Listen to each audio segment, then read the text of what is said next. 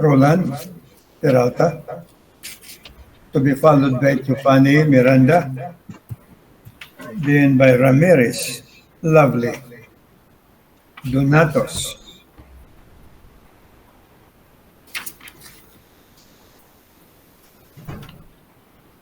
After Donatos, you have Stotsky, Galang, Tabaw, and so on.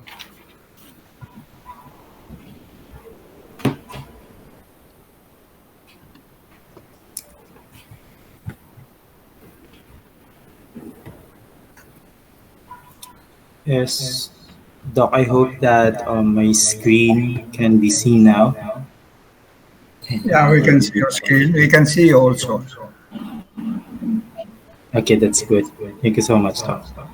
Well, anyways, good afternoon, everyone. And before I start, I would like to apologize earlier with what happened with the audio. I hope that there are no eardrums being um, disturbed that much earlier. So I'm very sorry. Anyways, my task today actually is to present to you the discussion part for the leadership and management, the first part of the module. And well, our objectives for this session, not seminar, but for the session. And let's start with the contents first. So we will have a walkthrough for this. We'll start with the definition of terms for the leadership and management. And then the next are the key concepts. Just a short review on basic concepts of the leadership and management. And then we will use more time in analyzing these research studies from Mullen and Calloway and Wang and Liu. These two researchers are from abroad, and then two local researchers that I found from Martinez and Pepito in 2024 and Zabala in 2021. So that would be the flow of our discussion for today. Well, here's some definition from some authors about leadership. And according to Maxwell, leadership is influence, nothing more and nothing less. It's very short. And from Davis, leadership is the process of encouraging and helping others to work enthusiastically towards their objective. And I would like to emphasize on the definition of North House because I think it embodies the two definition, which is leadership refers to the process of influencing and guiding individuals or groups towards achievement of goals. Now, it involves vision, motivating people, and fostering an environment conducive to success.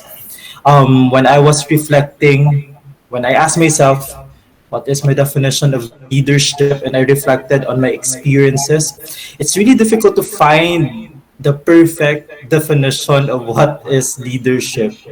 But it's clear here that a leader has a vision.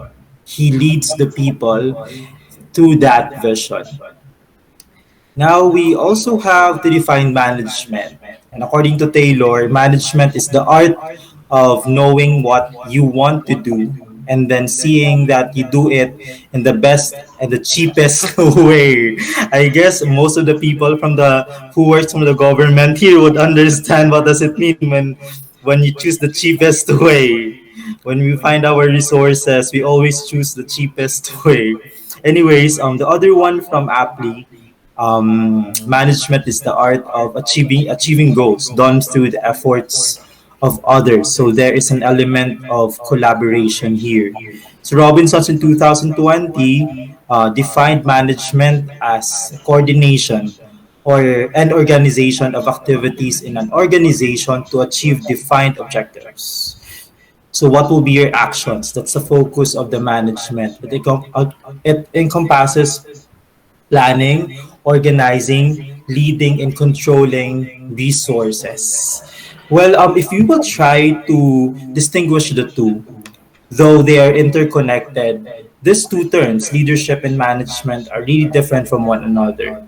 Leadership focuses on the visionary role, while the management focuses on obtaining order and ensuring that the day-to-day operations are aligned with the goals. Earlier, Ms. Zani have mentioned about our school when we started. Just a disclaimer, I'm still new with the management thing. So we started from scratch. And, when you say there's a leader, it's very easy to envision something. Like, for example, okay, this is the name of the school. But when you look on the nitty gritty parts of, let's say, preparation for the name of the company or the school, there are a lot of processes already that you have to deal with. Like, for example, the suitability of the name, the terms that you will be using there, the business name, getting the permit, DTI, and so on. So that would be the part of the manager on how to plan out in order for you to achieve that goal. Well, yeah, that's it. And some basic concepts, just a little review. There are styles of leadership, and as I checked most of the literature, these are the two common things. We have the transformational leadership and the servant leadership. The transformational leadership focus on the organization, the essence of leading, charisma, let's say, allegiance for the organization, while servant leadership focuses on individuality, your inclination to serve, allegiance not to the organization but to the individuals, and instead of charisma, you use your service. So that's a servant leadership. But I saw in one of the diagrams that these two concepts could be combined. The transformational servant leadership, wherein you combine the two concepts, wherein you can focus the needs of the individual and as well as the organization. You can also go to serving while leading, and individual allegiance not just to the organization, but there are also allegiance for individuals. Aside of charisma, having the charisma, there's a research later that I will show you about charisma. Um, Service as well. You have also influence through service. And then the followers experience a blend autonomy and guidance in specific direction. So again, that's transformational and servant leadership, one of the common styles of leadership. Earlier as well, in the definition of management, we have these four terms: planning, organizing, leading, and controlling, which are basic functions of management. Planning, establishing objectives and determining the course of action, like for example, establishing your sub goals in order to get the main goal of the organization. Organizing, arranging resources to implement the plan. What are the resources that we need, the manpower, services, and so on. Leading, directing, and motivating staff to achieve organizational goals. One thing that I was surprised while I was browsing some of the literature, leading as well is part of managerial jobs. So leading could lead to directing and motivating staff. Controlling, monitoring progress, and making necessary adjustments. Definitely, as you try to achieve your goals, there would be mishaps or maybe humpers or maybe problems along the way. And one of the skills that a manager should have is their ability to control things. So monitoring the progress and making adjustments if there are things needs to be adjusted. Well, one thing that is common to these two things are as emotional intelligence, whether it's leadership or management. Emotional intelligence should be there. Self-awareness, the resources that we have, or self-regulation, the rules that we have, what are our limitations, motivation as well, the driving force for us to go through or to push through, social skills, the use of communication to interact with our environment, And empathy. I think this is the most important part. Empathy, feeling or able for you to feel what others feel as well. So it's very important. And in some literatures, I read that this is the most important part, able for you to connect the emotional part or able to connect to your employees or maybe to the people who works with you.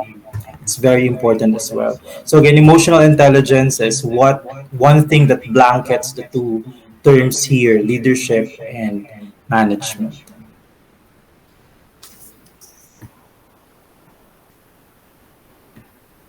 Now, for the related studies, one thing that I found is from Mullen and Calloway in 2020, where leaders who exhibit transformational qualities. So their research focused on transformational leadership, such as inspiration, intellectual stimulation, individualized consideration, tends to foster higher levels of engagement among employees. So the higher the inspiration that they give, the higher the motivation that they add, the higher level of engagement among employees.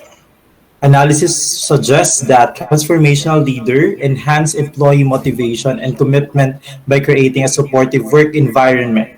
So work environment is also important to ensure that motivation and commitment is with the employees, which encourages employees to invest more in their roles. So the more that you enhance their motivation and commitment, the more the employees would invest more in their roles. Now, as a short reflection, organizations aiming to boost employee engagement should consider developing transformational leadership skills within their management teams. So, this, let's say, skills that the leaders have should be downgraded as well to the management teams. Maybe for me, as I reflect, because the management team works with with the workers or the employees or or the people who works for them. So it's very important that they also have the skills to collaborate with them. Wang and Liu in 2021. Servant leadership. This time, Wang and Liu in 2021 focused on servant leadership, the other type of the leadership. Significant enhanced organizational citizenship behavior or OCB by promoting an environment where employees feel valued and supported. When we say OCB, these are skills that cannot be found in the resume or the job description. Like for example, um, what kind of skills? Greeting your neighbor, your colleagues, or maybe cooperating with them. So it's not really part of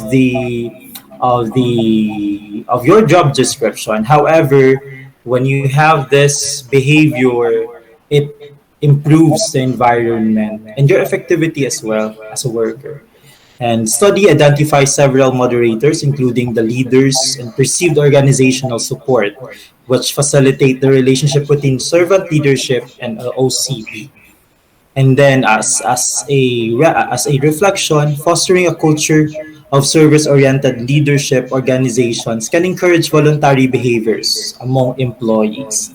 So volunteership actually is also as one of the behavior that could also improve the work environment. Next one, some researches in the Philippines starting with Martinez and Pepito in 2024. I would like to focus on the education side since that's my line of work. And according to them, adaptive leadership is essential for navigating challenges like policy reforms and resource constraints.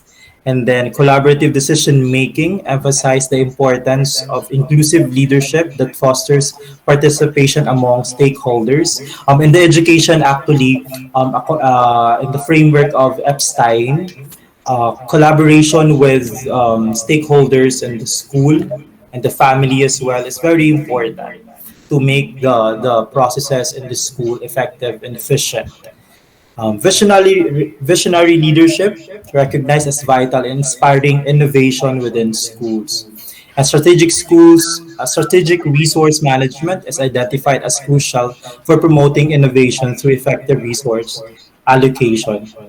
One of the problems that we have, especially in public schools or state universities, are the allocation of budget.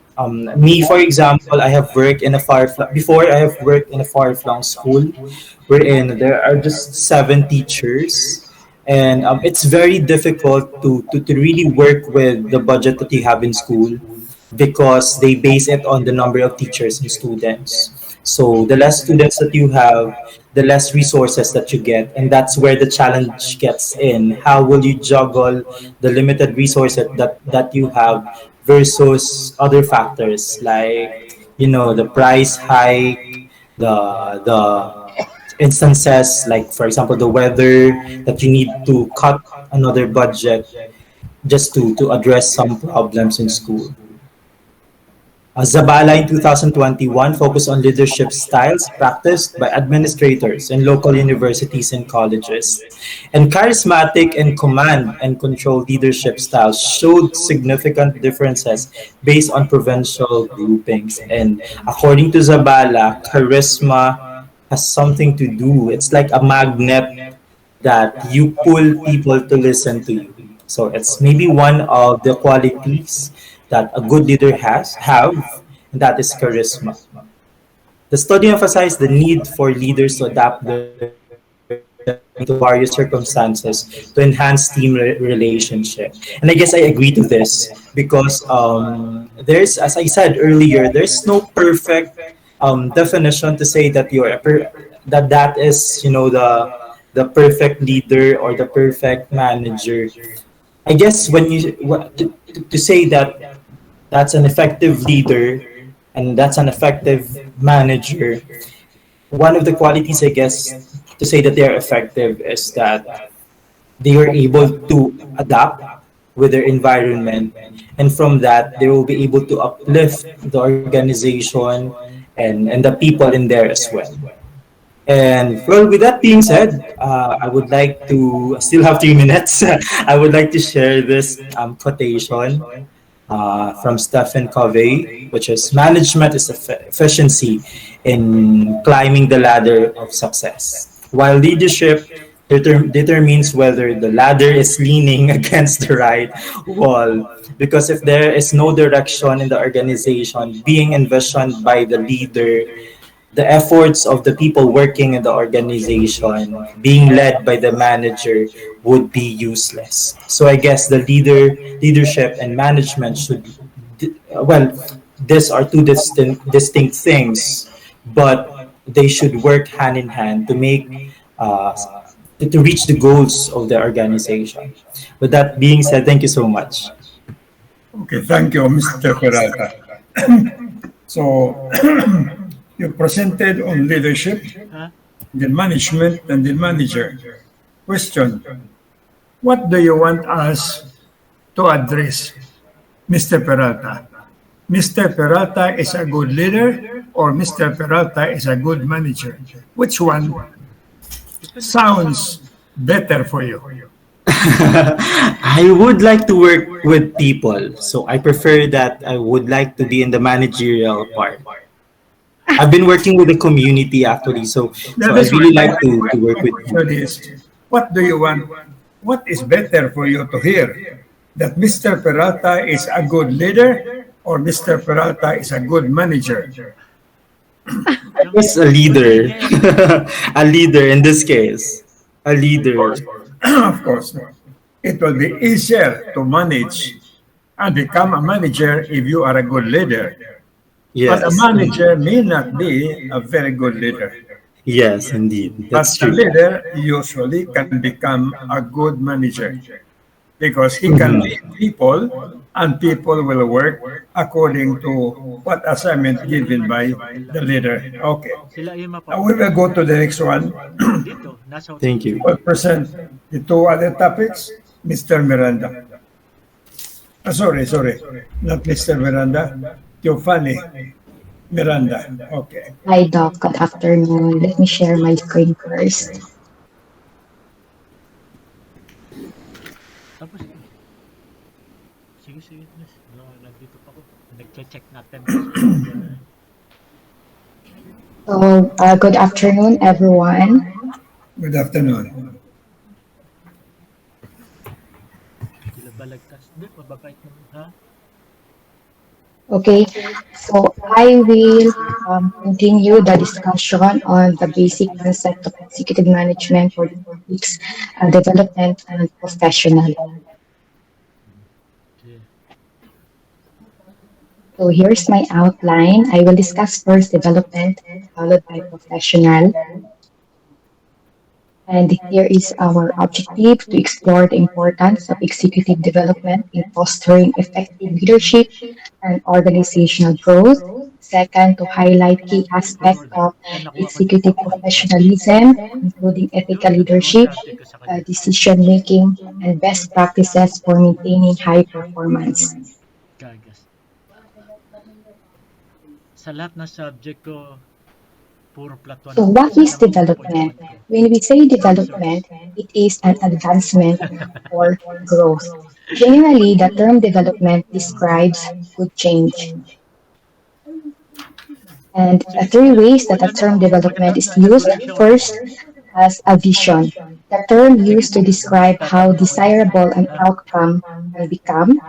Second, as a historical process. This refers to social change that occurs over the periods of time.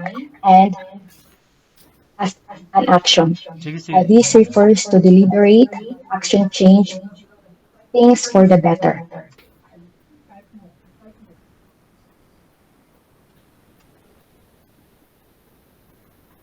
So, in addition, executive development refers to the programs, activities, and process designed to enhance the knowledge, skills, and abilities of executives and prepare them to meet the challenge of their current future roles. So, development helps executives to sustain in dynamic and competitive environment, as well as to ensure competent staff at all levels and develop leaders and executive career growth. So another definition here, when we say executive development, is an ongoing process. It's continuous. So according to Peter Drucker, an institution that cannot produce its own managers will die. From an overall point of view, the ability of an institution to produce a manager is more important than its ability to produce goods efficiently and cheaply. So another one here from FLIPO, executive development includes the process by which managers and executives acquire not only skills and competency in their present job, but also capabilities for future managerial tasks of increasing difficulty and scope. Another one from Johnson and Sorcher, management development focuses on developing in a systematic manner the knowledge base, attitude, basic skills, interpersonal skills, and technical skills for managerial trade. So, executive development is very important because it helps leaders, managers who face cutthroat competition, face problems related to technology and institution, um, better relations with the leaders, to understand and adjust to changes, and to have broader outlook. So, how does executive development happen in the organization? First is on the job training. So, the employees get trained while doing their day to day job. Second is from a real work environment by facing challenges and situations and solving them under the guidance of a much superior and experienced employee.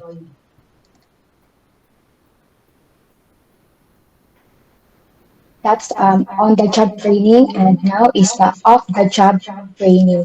So, off the job training is imparted when new job skills and knowledge is to be taught to the employees. So, there might be classroom sessions and trainers from outside the organization to train the employees. So this is the methods of executive development for on-the-job uh, techniques. We have job rotation, coaching, understudy, committee assignment. For off-the-job techniques, we have meeting and lectures, special courses, case studies, role-playing, and sensitive training. Contemporary organizations have realized the importance of human capital and increasingly finding its necessary action to continuously train and develop human resources. So here is the executive development process. First, evaluate the developing programs, establish training and development program. They do planning, individual development. We appraise the present managerial talent. And lastly, we analyze the development needs. So, executive development leads to professionalism. So, professionalism in the executive aspects refers to conduct, qualities, and behaviors that are expected of an executive or a senior leader within an organization. It encompasses the way executives manage themselves, lead others, and make decisions in a manner that reflects integrity, competence, and responsibility. So here is the effective professionalism. It is critical for several reasons. First is for effective leadership. Executives lead organizations through their vision, communication, and decision making. Second is organizational reputation. Executives reflect on the organization's brand and public image. Third is the ethical decision making. Executives adhere to ethical standards that align with organizational values and legal requirements. Um, Last, strategic success. Executives plays a vital role in strategic planning and implementation. So how executives professionalism develops. So we already mentioned before the on-the-job training and the off-the-job training. So this is an additional education and training. So executives usually undergo formal education. So in the business aspect, they have master's and doctorate degrees or education. But for others, they have a they enroll special courses in finance, marketing, and management. And second is experience. Professionalism is cultivated through experience. Executives develop skills like decision making, crisis management, and strategic planning as they progress in their careers. Next is mentorship.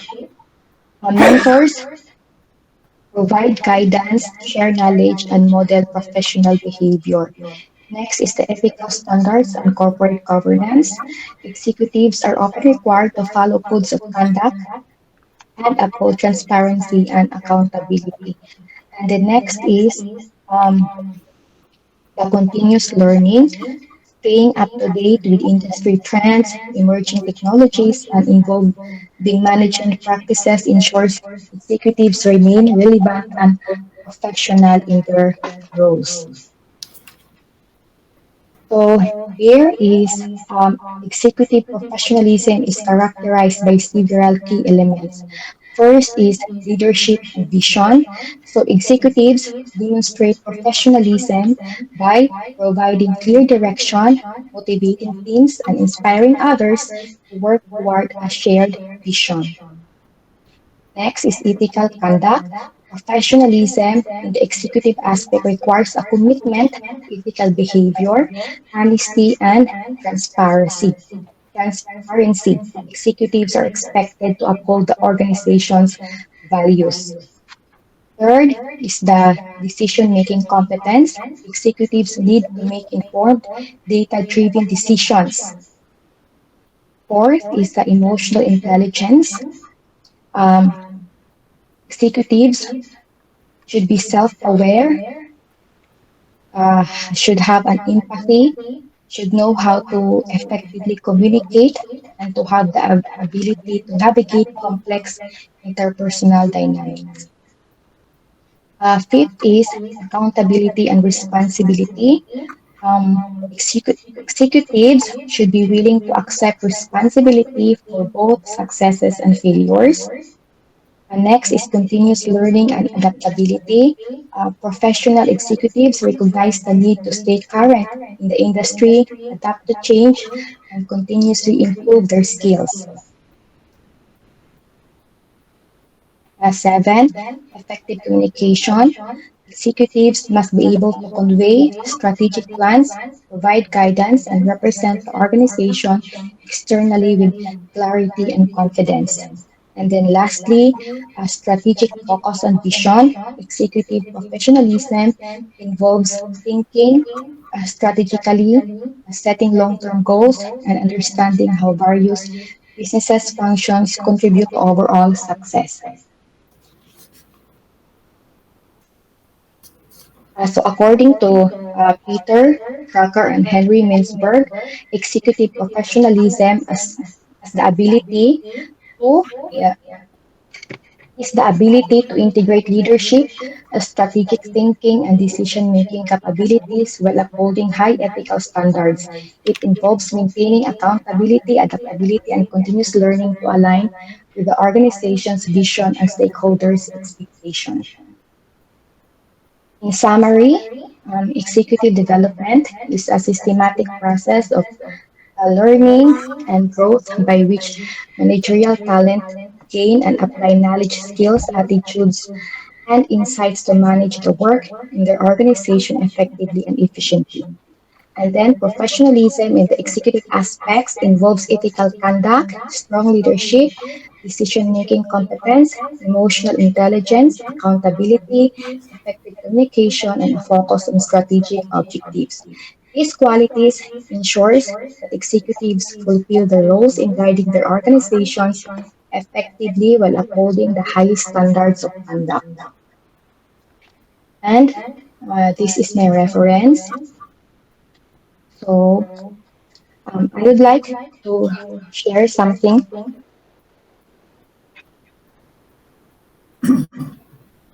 Um, I used to work in the bank before I entered the academy. And I can say that having executives or leaders in the organizations whose background or whose discipline is management is better than those who do not have background in management.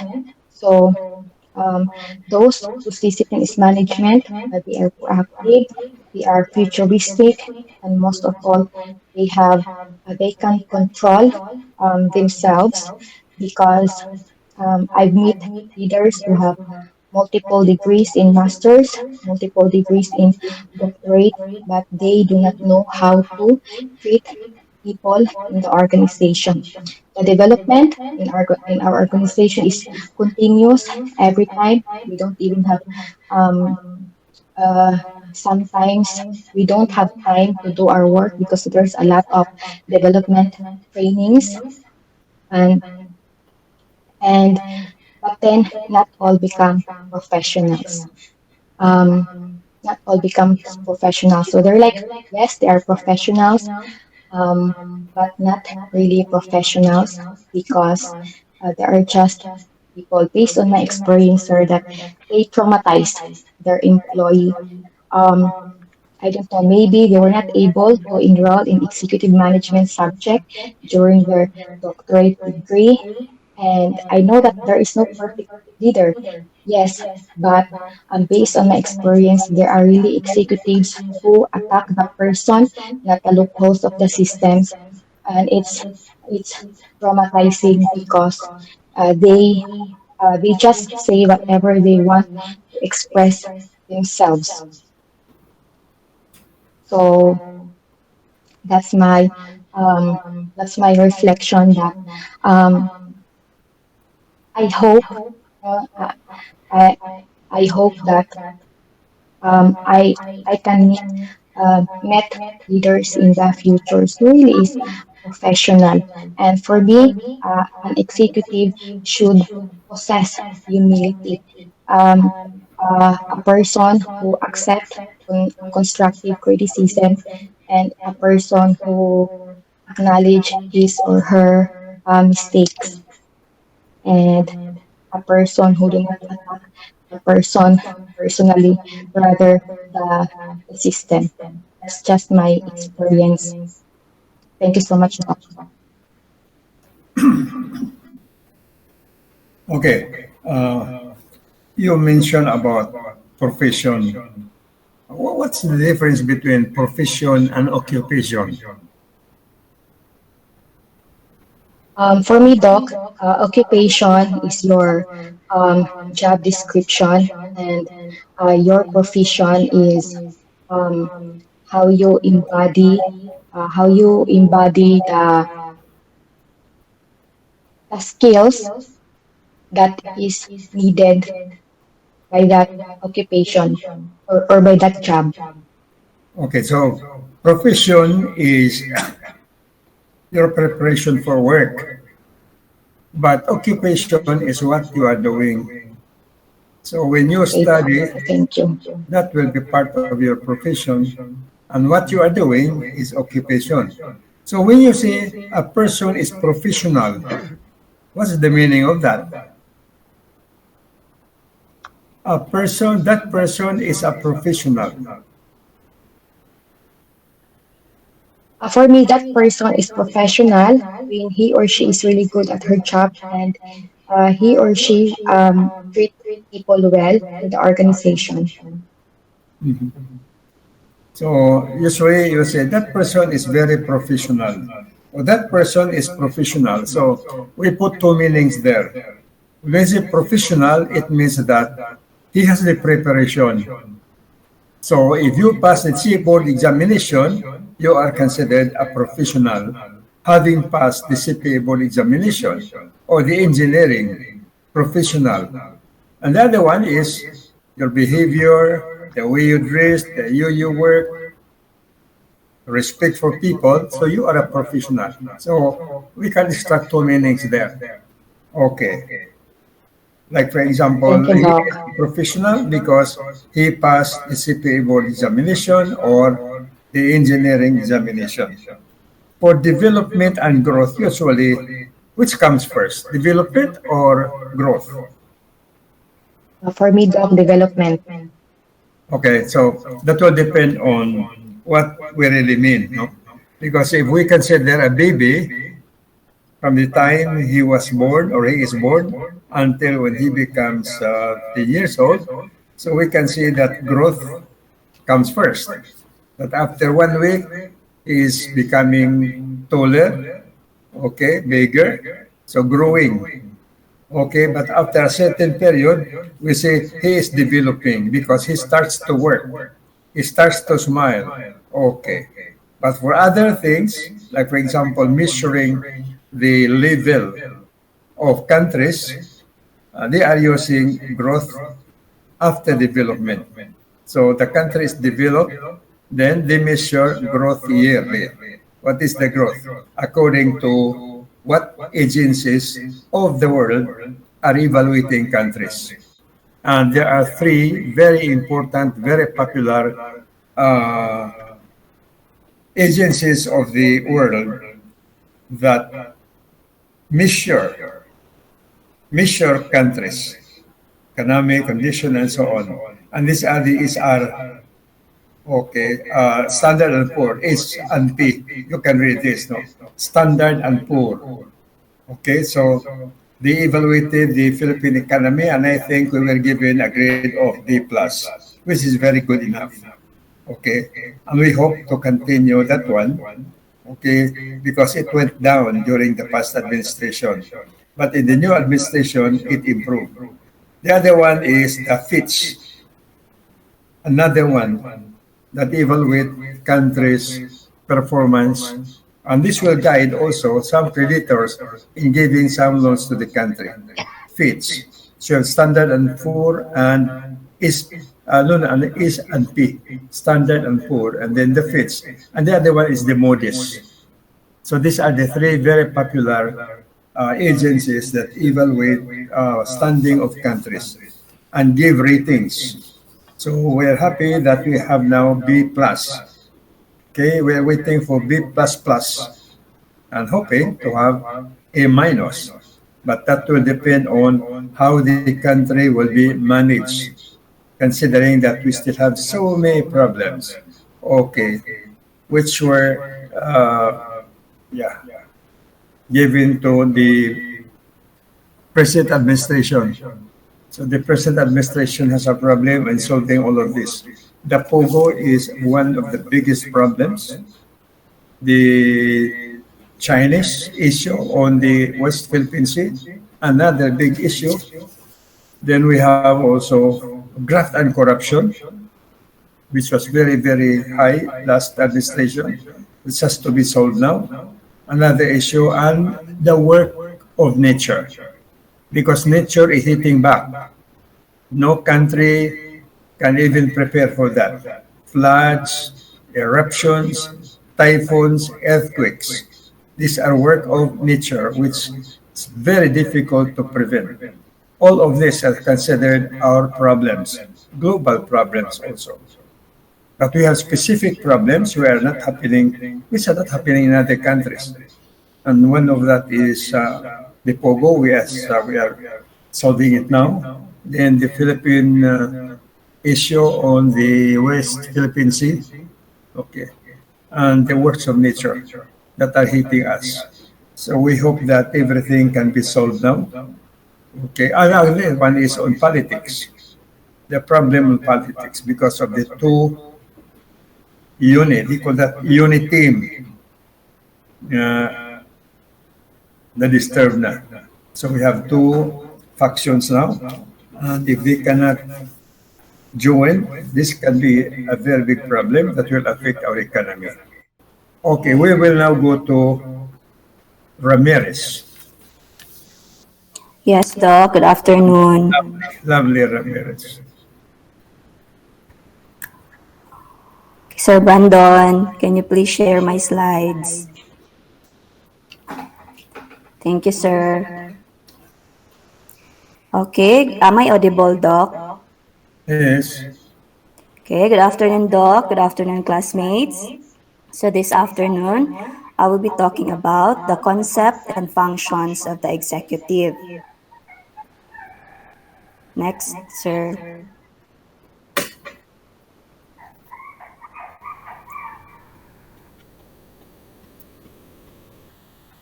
Next, Sir Brandon, please. Okay, so let me start with the concept of the executive. So an executive is, according to Peter Drucker, an executive is a high-ranking individual within an organization who is responsible for making strategic decisions and overseeing the overall operations of the company.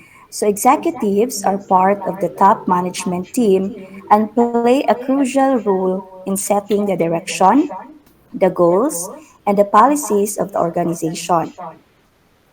Next slide, please.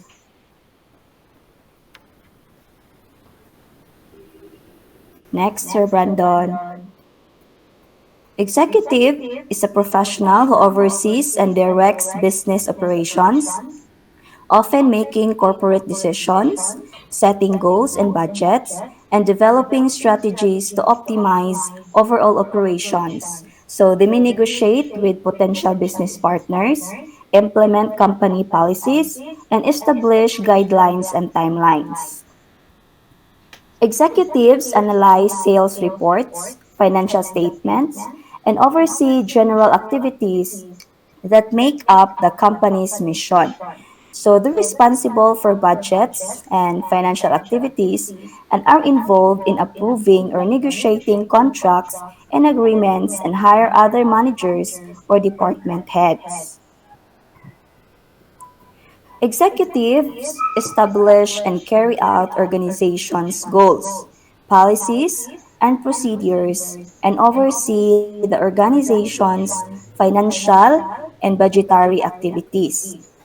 They also consult with other executive, staff, and board members about general operations, negotiate or approve contracts and agreements, and appoint department heads and managers.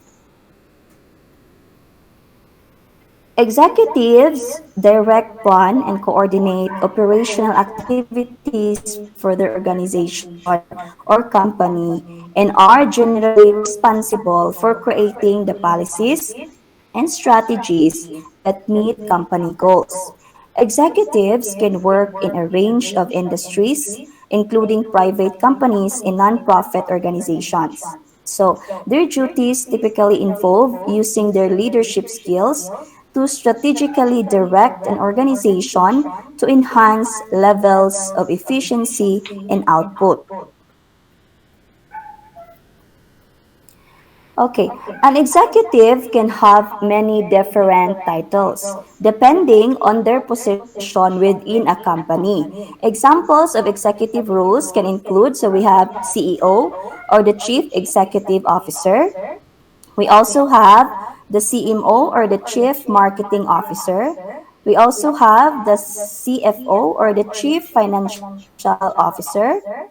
We also have the COO or the Chief Operating Officer. We also have the CHRO or the Chief Human Resource Officer. We also have here the CIO or the Chief Information Officers and other executive roles.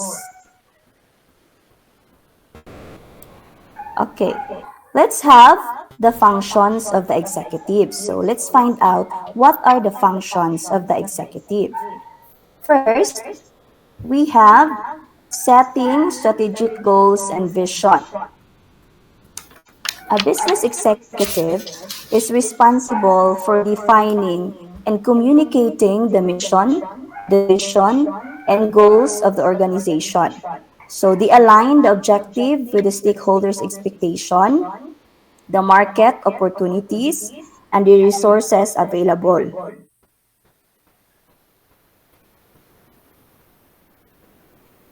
They also monitor and evaluate the progress and outcomes of the strategic plan and make adjustment as needed. So to set these short and long-term goals, so we have here in the mission articulation. First, defining a clear mission statement is fundamental. So it succinctly communicates the organization's purpose, values, and primary objectives. So a well-crafted mission statement serves as a guiding light, aligning the efforts of the entire organization. So we also have here the long-term goal setting. So establishing measurable long-term goals and objectives provides a roadmap for the organization's growth. So these goals should be ambitious yet achievable, reflecting the leadership aspiration for the future. So we also have here, next slide please. Okay, we also have here the market insight. So thorough market analysis is so leaders need a deep understanding of industry trends, customer behavior, and competitive landscape. So informed decision-making relies on a comprehensive grasp of the market forces at play. So we also have here the risk management. So identifying and managing risk is integral to strategic vision. Leaders must anticipate potential challenges that could impede progress. Mitigation strategies ensure that the organization is resilient in the face of uncertainties. Okay, the second function of the executive is creating a sound strategies. So along with setting organizational goals, executive also devise plans for achieving them. Much of this role involves strategizing the best ways to direct the organization to success. So this usually involves decisive problem solving and a thorough understanding of the organization's values and the team's characteristics. So, strategy development is typically an ongoing and collaborative process. So, after implementation, an executive manager usually do partnership with other managers to monitor results, collect feedback, and tweak their strategy as required. Okay, so the third function of the executive we have here is leading and managing teams. So, a business executive is also in charge of leading and managing the teams that execute the strategy and deliver the results. So, they recruit, train, motivate, and empower the staff, managers, and directors. So, they foster a culture of collaboration, innovation, and excellence. So, they also handle any issues or conflicts that arise among the team members or with external partners. So for the leading and managing teams, we have, so they might emphasize recognizing and celebrating successes and providing constructive criticism to aid individual and team development. So another way, they are likely to perform this duty by promoting collaboration to boost workplace creativity and innovation. So the fourth function is decisions and solving problems. So this is face complex and challenging situations that require quick and effective decisions and solutions. So they analyze data, information, and feedback from various sources and stakeholders. So they weigh the pros and cons of different options and scenarios. So they consider the short-term and long-term implications and risk. They also consult with experts, advisors, and mentors when needed. Okay, under the fourth, what you call this, the fourth function, we have, next slide, please. Okay, we have informed decision making. So leaders are tasked with making informed and timely decisions. So this involves gathering relevant data, considering perspectives, and assessing potential outcomes. So informed decision making is essential for navigating complexities and seizing opportunities in a rapidly evolving business environment. The second one, we have collaborative decision making. Collaboration is integral to effective decision making. Leaders should foster an environment where diverse opinions are valued and teams can contribute their expertise. So, collaborative decision making promotes collective ownership and often leads to more well rounded and successful outcomes. So, to effectively manage an organization, we have to consider this one. And the third one, we also have aligning decisions with strategy. So decisions should align with the overall strategic vision of the organization. Leaders must ensure that individual decisions contribute to the fulfillment of long-term goals. So strategic alignment prevents disjointed efforts and keep the organization focused on its overarching objectives. Okay, the next slide, please. Next slide, Sir Brandon. It's earthquake. We have an earthquake. Okay. Do you have an earthquake there? Wala ba? Earthquake, Mundo? No, sir. Wala, sir. Excuse In me. Cagayan, so far. Super ka pala daw. Excuse me for a while. It's okay, Doc. Excuse me for a while. But check what happened. Okay. We have the earthquake. Just now, we are hit by the earthquake. A moment. I'll go up first. Okay, Doc. Okay. Okay, Doc. Okay.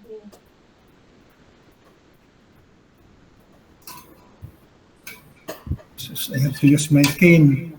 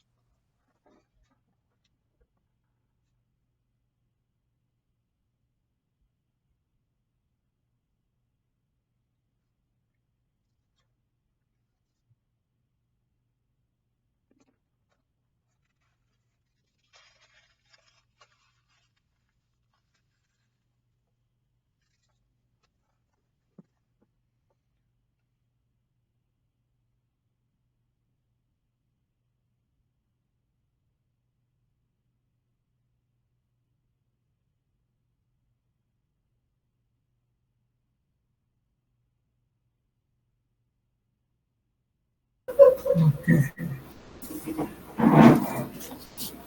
Okay. Find out where is the epicenter there. Okay. Everything okay, Doc? It's okay because I am in the ground floor, so Okay. it was not hard. The second floor, my wife was rattled, and our kasambahays also were running. Oh, I do not know where is the epicenter. Okay, oh, because there was one movement and then followed by another one, and in the first movement, the computer, produced a sound. The computer, my gadget produced a sound, a ting sound, and that was the first move of the earthquake. Another one. So we will be finding out where is the epicenter. Okay. I could not run out because I am here in the ground floor. Okay. So this is the effect of earthquake. Nobody is strong enough to survive if there is an earthquake. You become rattled. No matter how prepared you are because of the training and because of the practices in handling earthquake, you cannot avoid. So I hope there will be no aftershock. I hope there will be no aftershock. Okay. Doc, it says here, Doc, 11:53 p.m. in Cebu, estimated magnitude 4.88 earthquake. Okay. So where is the epicenter? Wala Let me pa? see. Wala gid siya nakuan, Doc. Okay, wala pa ang kwan siguro. Well, that will be announced later on. Okay. Yeah, because the last time we had a big earthquake was when Bohol was hit. Bohol was hit in 2013 and it affected Cebu. In fact, some buildings in Cebu were destroyed, including our basilica, the church. Okay. And in Bohol, the damage was terrible because even our old church, century-old church in Loon, Bohol, was destroyed. Ground zero. Okay. That hit in Loon, Maribuhuk, Candelaran, and some towns in the interior part. Good because our buildings only very little cracks are buildings of the school in Tubigon. Okay. So we'll continue. Okay, Doc. Okay, for the fifth function of the executive, we have managing finances and resources. So a business executive is accountable for the financial performance and sustainability of the, of the organization.